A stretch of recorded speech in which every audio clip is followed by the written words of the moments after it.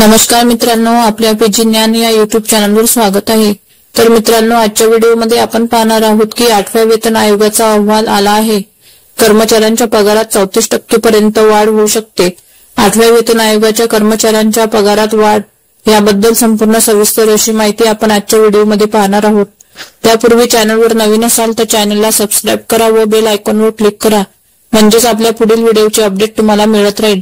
तर मित्रांनो, वेळ वाया न घालवता व्हिडिओला सुरुवात करूया। 8व्या वेतन आयोगातील कर्मचाऱ्यांच्या वेतनवाढीबाबत सरकारी कर्मचारी आणि पेन्शनधारकांसाठी एक अतिशय आनंदाची बातमी समोर आली आहे।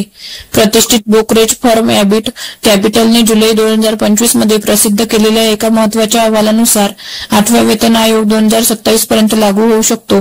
या आयोगाचा देशभरातील सुमारे 1,12 लाख सरकारी कर्मचारी आणि पेन्शनधारकांना थेट फायदा होईल।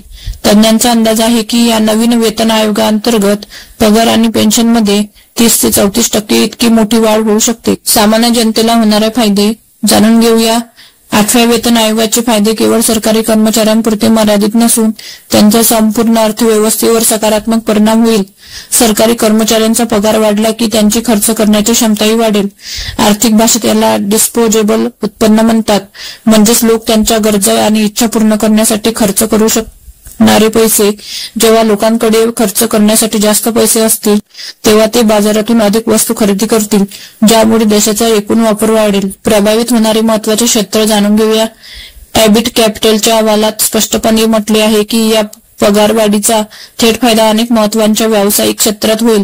नवीन कार खरेदी करण्यात लोक अधिक रस दाखवेल, म्हणून प्रवासी वाहन उद्योग भरभराटीला येईल। लोक गुंतवणूक करतील आणि अधिक बचत करतील, म्हणून बँकिंग, वित्त आणि विमा क्षेत्रालाही फायदा होईल। दैनंदिन वापराच्या वस्तूंचा वापर वाढेल आणि फास्ट फूड आणि रेस्टॉरंटच्या उद्योगातही वाढ होईल। वेतनवाढीचा संभाव्य दर काय आहे ते पहा। 8व्या वेतन आयोगाअंतर्गत पगारवाढीसाठी 2 वेगवेगळ्या परिस्थितीचे विश्लेषण करण्यात आले आहे। पहिल्या परिस्थितीत जर किमान वाढ लागू केली गेली तर पगार 14% ने वाढू शकतो। दुसऱ्या परिस्थितीत जर कमाल वाढ लागू केली तर 54% पर्यंत मोठी वाढ शक्य आहे। ही महत्वाकांक्षी योजना प्रत्यक्षात आणण्यासाठी सरकारला अतिरिक्त 1.3 लाख कोटी रुपयांची व्यवस्था करावी लागेल। सरकारची आर्थिक रणनीती बघा। एवढ्या मोठ्या रकमेची व्यवस्था करण्यासाठी सरकारला अनेक महत्त्वाचे आर्थिक निर्णय घ्यावे लागतील। भांडवली खर्चात कपात करावी लागू शकते, ज्यामध्ये पायाभूत सुविधांच्या विकासावरील खर्चाचा समावेश आहे। कर संकलन सुधारण्यासाठी जीएसटी दर सोपे आणि तर्कसंगत करावे लागतील। सरकारी कंपन्या आणि रिझर्व्ह बँकेकडून बघा मिळणारे लाभांशावर अधिक अवलंबून राहावे लागेल। या सर्व उपाययोजनांद्वारे सरकार 8व्या वेतन आयोगाच्या अंमलबजावणीचा खर्च हाताळण्याची योजना आखत आहे। 7व्या वेतन आयोगाचा अनुभव। मागील अनुभवावर नजर टाकल्यास 7वा वेतन आयोग जानेवारी 2016 ते डिसेंबर 2025 पर्यंत लागू आहे। या काळात फक्त 14% पगारवाढ झाली, जी 1970 नंतरची सर्वात कमी होती। त्यावेळी सरकारने खर्च नियंत्रित करण्यासाठी भांडवली गुंतवणूक कमी केली होती। पेन्शन योजनेत होणारे बदल। नवीन पेन्शन प्रणालीमध्ये महत्त्वपूर्ण सुधारणा होण्याची शक्यता आहे। 2026च्या आर्थिक वर्षापासून एकीकृत पेन्शन योजना सुरू केली जाऊ शकते, ज्या अंतर्गत पेन्शन निधीमध्ये सरकारचे योगदान 14% वरून 18.5% केले जाईल।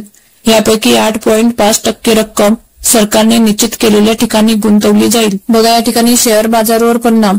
8व्या वेतन आयोगाच्या अंमलबजावणीचा शेअर बाजारावरही सकारात्मक परिणाम होईल। जर सरकारने पेन्शन फंडच्या 45% रक्कम शेअर बाजारात गुंतवली तर बाजारात गुंतवणुकीचा प्रवाह 24,500 कोटी रुपयांवरून 46,500 कोटी रुपयांपर्यंत वाढू शकतो। ही रक्कम 2025च्या आर्थिक वर्षात देशांतर्गत गुंतवणुकीच्या अंदाजे 60.7% असेल। 8व्या वेतन आयोगाचा अहवाल आला आहे। कर्मचाऱ्यांच्या पगारात 34% पर्यंत वाढ होऊ शकते।